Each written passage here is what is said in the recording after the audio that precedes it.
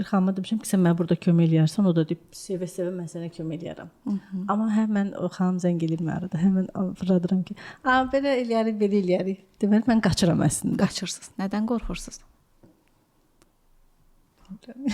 Bənzər situasiyada olmusunuz? Yoxsa ilk dəfə eləyəcəksiniz? İlk dəfə eləyəcəm onu. Ola bilər, ilklər bəzən bizi qorxuda bilər. Ancaq yadınıza salın da o balaca Aytən. Haçan ki, müəlliməsi deyirdi ki, biabır olarıq ha, ancaq biabır olmadı. Olmadı, yox. Bəli. Ona görə də çox bir dəfə riskə gedib şampan içib ömürlük xoşbəxt olmaq olar. Ruslar belə deyir də. Tam razıyam. Bu ana qız münasibətlərində deyim ki, bu belə gəlir. Bəs ata-oğul münasibətlərində necə gedir bu məsələlər? Əslində böyük sevgi var da sevgisizlik göstərilir.